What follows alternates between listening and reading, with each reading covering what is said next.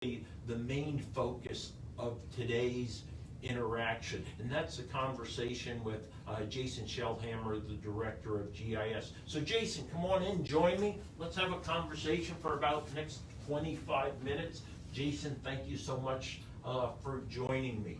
Absolutely. Yeah. Now this is a continuation of really conversations, I don't want to call them interviews, they're really conversations and dialogues that I'm having with departments that fall under the Board of Commissioners to highlight for all of us the role that your staff plays in providing specific services based upon your mission statement to the residents of Carbon County. So first and foremost, why don't we start there with, what is the mission of GIS mapping and how is it organized to accomplish that mission? Okay, so the mission of GIS, which means Geographic Information System, Okay. is to serve up to the public and to all the county offices all pertinent things that pertain to our geography in the county. And so typically you might see that as parcel mapping, you could see that as things related to zoning, you could see that related to things on municipal and county boundaries. What are parcels? Describe what are parcels. Okay, so everybody, well, all sorts of entities, mostly people, residents throughout the county have a piece of land that they live on. Okay. And that is a parcel. So Okay. a parcel of land. So we maintain the records of that parcel. That could be a survey plan. Okay. Could be a property record card. And of course what we call the GIS mapping, which is our illustration of the 48,000 parcels approximately that make up the county. Okay, so it's basically a parcel map of the 387 square miles that are Carbon County? Correct. Okay, so again, understanding it's broken down into these little parcels, so pieces of property that individuals own. That's right. Okay, so you have this mission, right? And I saw you do have three primary functions, which are, you list them on the website as land-based maintenance, data warehouse management, and public GIS data access. And in a minute, I'm gonna ask you to kind of talk about those and kind of get us down to layman terms with them. But tell me a little bit about where your office is located and how your staff is organized. Who makes up this GIS mapping and to support your mission statement? Sure. Yeah, we are located in the administration building, same building where you would come to for the commissioners. A lot of other different offices that usually generally fall directly under the commissioners. We're in that same building, the administration building on 2 Hazard Square. Okay. You had asked your organization, your composition, where you're at, and then your composition of your office. We're on the first floor, all the way in the back, and we more or less share an office with tax assessment. Okay. And our current staffing right now is myself, the director, and a technician.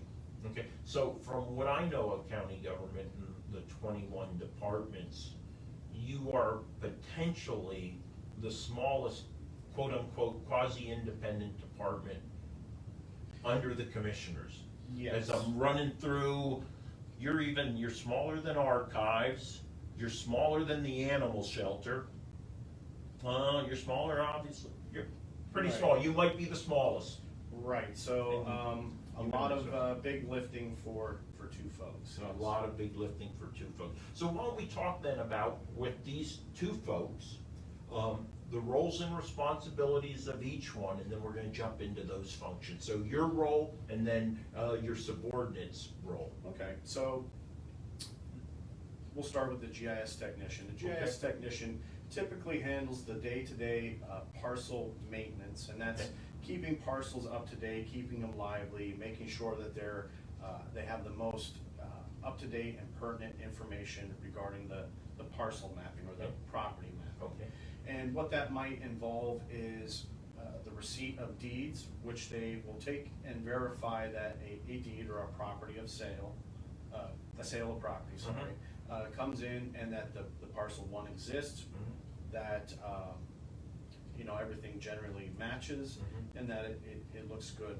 And so that's the first function of the technician. Let me ask you, you talk about deeds coming in. Where do these deeds come from? Right. So when you're in the process of, let's say, purchasing a house, Right. After all the title searching is done, that you have a clear title, Right. you will, get to a point where everything is good, you're going for the sale, everything happens. And then once that happens, once everything is finalized, you will have a deed. And that deed will come into the GIS office. And again, we take a look at that deed to make sure everything is accurate. So who physically brings these deeds in to be verified? You have local abstractors, Okay. lawyers, sometimes a resident can bring Okay. it in. Sometimes it comes from sheriff's department, Okay. tax claim department, but typically local law offices acting in an abstracted capacity. Okay, so that's it. So you can go ahead and continue there. I'm sorry, I Okay. wanted to throw that in there. And that was, we're talking what the technician does. Right. And that was. So that is kind of the staple of the everyday work of the technician. Okay. But beyond that, it's, a lot of times we have to correct a parcel. Maybe it's poorly drawn, maybe some bit of information is incorrect about it. So there's that basic maintenance to the parcels. And then, of course, there is the receipt of a survey plan. Maybe Okay. a survey plan is, maybe it's a subdivision plan. Okay. Which is simply explained as cutting your parcel in some manner. And so they'll have to take a look at that and make sure that survey plan, we have that parcel again, everything looks right, and then there will be the assignment of numbers after. Okay. Parcel numbers. Got it. So why don't we jump into those, your role, and then we'll jump into the primary functions. So, or do those kind of completely overlap, right? Those primary functions of land-based management, data warehouse management, and public GIS data access. They all sort of overlap, yes. Yeah. Okay, so what is your role in the management of the land base, the data warehouse, and the public GIS data? Okay, so those parcel layers, they live in sort of what we would call a canister of other data. So if you want to go back to the old medical books that we used to see, Okay. where you will see transparencies that show Yeah. all the different Like one on top of the other, then at some point you have the entire body, right? Yeah. where it shows all the different anatomical Yeah. sections of a person. Right. Think of that ArcGIS being like that, where you'll have parcel layers and address layers and road layers and all the different things that make up our GIS mapping. Which is a virtual internet accessible Right. map. The warehouse, so to speak, is a canister, if you will. Okay. And all those layers live in there, and it's a very complex system that is, a very elaborate IT system. All that needs to be maintained to make sure everything is working properly. Computers shut down in the middle of the night during emergencies, bringing all that stuff back up and running to make sure it's all working properly. But why is that important to me, the private citizen, this GIS database and this virtual map that I can access online? What value does it bring to me? What can I get from it as a private citizen? Okay, so if it doesn't work, if that's When it's working. Okay, I mean, so when it's it's- another website, right? right. So when that's working, when that canister of data is working properly, basically what will happen with that data is it will get threaded through online applications, and it's all more or less switchboarded into an application. You go online, and so when you click on your parcel or you search your parcel, you are more or less hitting a series of lines that take you to the database where all these layers live. Okay, so- and the information is attached to those. Okay, those so if layers. I go on there to the portal, there's a map, and I keep zooming in, and all of a sudden I see my house and these lines around it, which are Right. kind of the surveying lines. I click on that, then in the background is all that data, right? Yes. So it might talk about the square footage of the parcel, the square footage of the home, Right. other tax information, correct? Like on the property record? Property Right. record card, right. Right. So you'll have different data warehouses Yeah. scattered through the county's IT structure. Okay. And there's lots of little handshakes that are happening Right. in the IT Mhm. that is retrieving this data for you very rapidly Right. to give you answers about Okay. information you need. So who is using this GIS mapping feature and why are they using it? Why does the private citizen use it? Why is maybe, I don't know, surveyors perhaps, or others, Yeah. researchers? Tell me who uses it and why. Okay, so the number one power user, if you will, of the GIS mapping Mhm. typically is going to be your title searcher. Okay. Because our mapping is more or less a one-stop shop of Mhm. everything that a title searcher is going to need to prepare the sale and all the documents associated with the Mhm. property sale that you're Okay. engaging in. All right. So they're gonna go there and first they're gonna find that, yes, this parcel exists. Mhm. Here's the current deed on record, which they can go and find, all the history of that Mhm. parcel. Then they're going to see if there are survey plans. Okay. So more or less what they're going to do with that usage is they're gonna get everything that pertains to that parcel, and then they can use that information, QC or quality control their search. Okay. And make sure that when they start to produce their next deed for Okay. the sale of the property, everything looks good. Okay. So they're number one user. Okay, title searchers, next. Surveyors, so Okay. surveyors can go onto the site and find all that same information, but also the survey plan. So if you've had your property surveyed, Mhm. your parcel is going to have a survey plan linked to it. Hmm. So that is extremely valuable to you. A lot of folks have a survey for the property, but don't know they have one. And you'll use that survey as a means to maybe put an addition on your home, put a pool, in your backyard, maybe settle a property dispute. So these are extremely valuable information sources. And it's all in one punchy service. Okay. So this survey plan, is there a requirement when surveyors do a survey, I call them, hey, I wanna know where my 4 pins are, the corners of my lot. Is there like a legal requirement for them to file that survey plan? So Or how does that survey plan come into the database? yeah, so typically you have 5 different types of documents you'd get from a surveyor or engineer. So one, you'll have a survey plan, which is more or less a legal piece of paper or a legal Okay. document that ascertains your, parcel's boundary. Sure. And it does that by looking through the surveyor will do that by looking at all past records and Mhm. past surveys. Then you'll, go out to the field and ascertain where all your pins are, Right. all your measures, and then he'll produce a document for your, to Mhm. receive. Now, on a strict survey, it does not have to be recorded at the county, but it should be recorded at the Mhm. county. Right, Once his surveyor seal is on there, it's a legal document. got it. Now you have 4 other documents that, at this point in time, based off municipalities, what we call saldo or subdivision and land development Yep. rules, you do have to record these documents. Okay. So you have subdivision, Right. more or less is splitting a piece of property. A re-subdivision, which is more or less increasing the Okay. size of a property. Then you have what's called a lot line adjustment. Yep. That's more or less, let's say you and I wanted to exchange beneficial pieces of our Right, sure. property.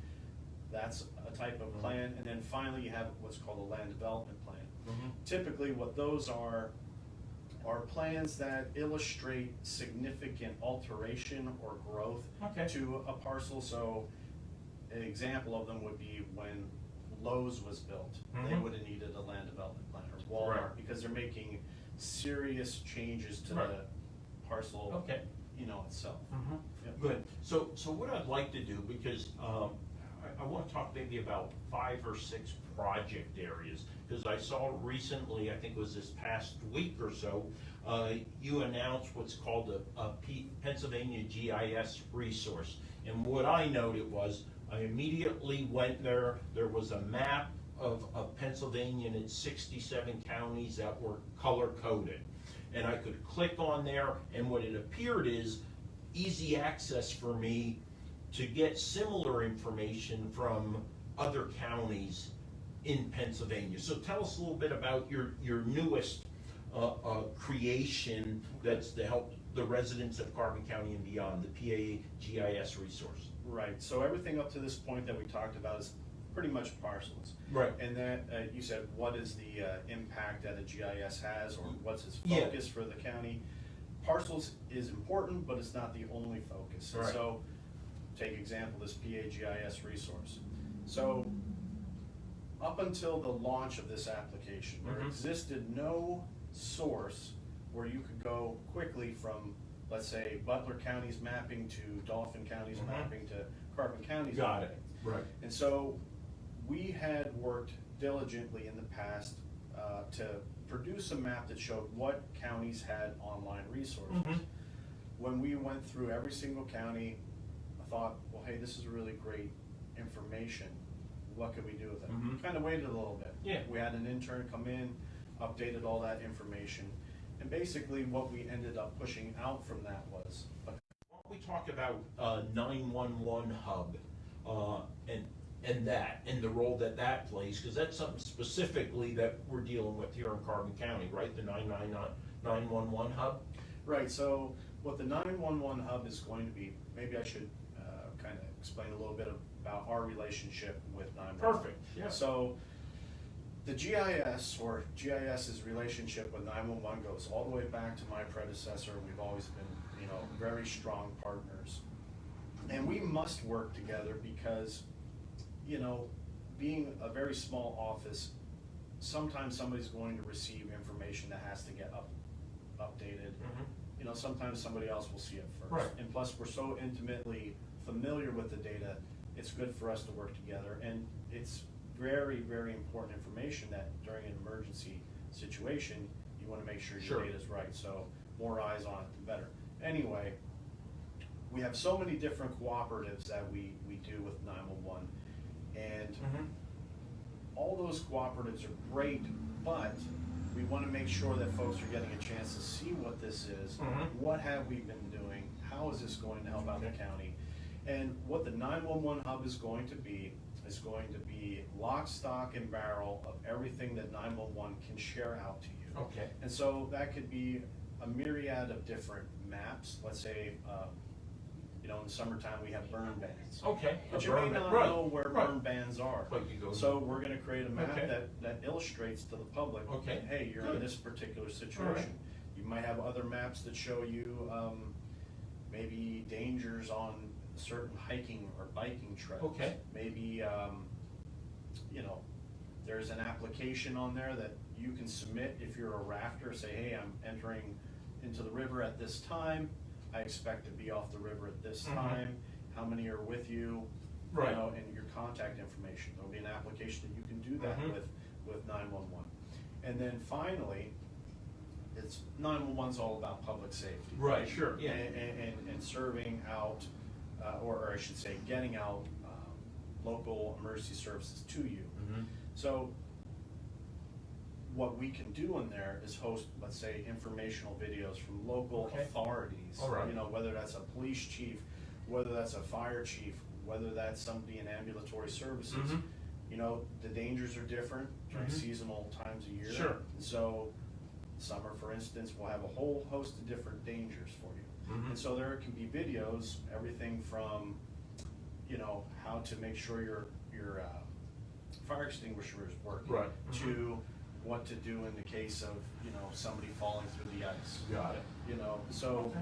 different videos like that, different resources, all the radio frequencies that folks like to check out the scanner on. Mhm.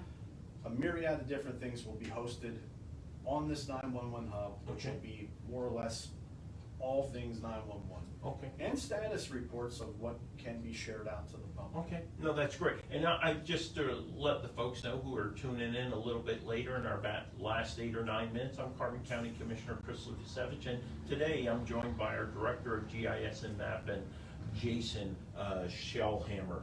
You mentioned a few minutes ago in regards to this aspirational 911 hub, rafting, canoeing, kayaking down the river, and how that could kind of build a log to kind of keep track of individuals. But when we talk about kayaking, rafting, we know that's about tourism, that's about economic Right. development. So why don't you talk a little bit about GIS and economic development and community enrichment? Right. So when I was doing the research to see what other Pennsylvania counties were doing throughout the Yep. Commonwealth, see what sort of things they were mapping and what they had available online, I said, you know what, this is really great. Why don't I take this a step further and Okay. go nationally and see what folks in other states are doing? Mhm. And that led me to so many good ideas, and principally, I'll call out Monmouth County, New Jersey. Okay. So if you go onto their GIS website, you'll see all the things, familiar things you expect, parcel mapping, Mhm. planning things, you know, things of emergency services Mhm. nature. But what I think, you know, especially in this world of COVID where we need our local businesses to thrive, how can we as decision makers and folks in offices really make an impact to our local business? And the best way I've seen that we can do that is showcase what we have here in this county. Mhm. And so we have great Christmas tree farms, pumpkin patches, we have great restaurants, you know, you could have local wineries, you know, really the sky's the limit. You have ski resorts. Right, sure. You have craft shops. And so if you take a look at what Monmouth County has done, we can do that here. And basically, they have maps that show all things of all those different types of entities. Mhm. Where are they? Right. And has little cards Sure. that shows when the places are open, Mhm. what to expect from the place. Really punchy, really nice, Okay. very easy to understand. So it seems like GIS is simply more than mapping. It's really using a map, be it digital, virtual, as kind of a foundation on which to build and provide many, many different resources that will serve the community and even serve visitors and businesses. Right. So there's an old military phrase called a force multiplier. Okay. And so that's what I believe our capacity is to take what's already good and make it stronger, get it out there. You use maps every day, the Right. public is using maps every day, whether they realize it or not. So if you go onto Foursquare or you ask your phone, hey, where's a good pizza shop? Right. Unbeknownst to you, you are using GIS. Right. That is GIS, but you Mhm. don't maybe know that you're using GIS. And so it's just taking all the things that you're using, all the things that you could be using, pushing them out to you in a geographical, you know, constraint. Okay, no, that's great. And in the couple minutes we have left, Jason, I want to kind of step back a little bit, because we talked about this county, really 23 municipalities, but we were talking about individual parcels. Obviously, the 23 municipalities have borders, as we do with our contiguous neighbors, right? Lehigh, Luzerne, Northampton, et cetera, right? Yep. So talk to me about boundaries and why is it important to clarify? Because I know you guys spend a lot of time out in the field, you know, trying to confirm, for example, county boundaries. Why is this important? Why is it a worthwhile endeavor to clarify those boundary lines, be it at the municipality level or what you seem to be focused on at times at the county level in our borders or peripheries? Right, so if you really think about geography, especially county geography, Yep. it's conceptual. Mhm. So yes, there are frontiers, so to speak. We have in our northern boundary, we have you know, the Lehigh River and Tobyhannock Creek. Yep. In our southern border, we have a frontier with the Blue Mountain. But Mhm. outside of that, if you drive to the east and west bounds of the county, you're going to cross more or less an imaginary line. Right, sure. And inside of that are jurisdictions. Mhm. There are police jurisdictions, there are zoning, School areas, districts, all that yeah, stuff. yeah. And we all receive funding or grants because of the people that live within those Right, constraints. yeah. Mhm. And so it's imperative Mhm. that we know where are these boundaries, where do they actually exist? Right. So many of the boundaries we have emanated from the turn of the 18th century, and then in the middle of you know, around 1867 and beyond, where most of these boundaries came into play. Well, Mhm. they've been long and lost, you know, to us. And Right. so it's imperative for us to find, hey, where is that boundary? Where does it exist? Where is the monument? Because it defines what our boundary is. It defines what you can receive in a grant, or, you know, where your jurisdiction lies. Okay. So it's key to find those things. We've been finding them, and also we've been finding the documents to support them. Mhm. So that's some of the great work we've been doing. Most of our boundaries are found on the southern portion of the county. Mhm. We're going to be moving at some point to the Luzerne County and Carbon County, because we have very good documentation Mhm. on it. Most of Monroe is close. Mhm. We're getting there. Okay, Yeah. all right, so we have about 30 seconds left, Jason. I want to thank you for joining in these brief kind of 25 minutes, and it's tough to fit everything in, and there's definitely some talking points I have that we are not going to get to. But tell me, if people want to get in contact with you, how do they do it? Be it by email, phone, and if they want to come in person. Provide the residents of Carbon County and those who Sure. are watching this, how they get in contact Yeah. with GIS mapping to better understand or learn about what services you provide to the county and your staff. Okay, sure. Yep. So, again, we're in the administration building, first floor. All right. Our contact number is 570-325-8519. 8519. Okay. There's two folks there, Okay. myself and Fran, GIS Technician, and you can contact us anytime by email, or vice versa. You can get that email and all that information we mentioned by going to the county's mapping site. Okay. It's all there. You can email us anytime.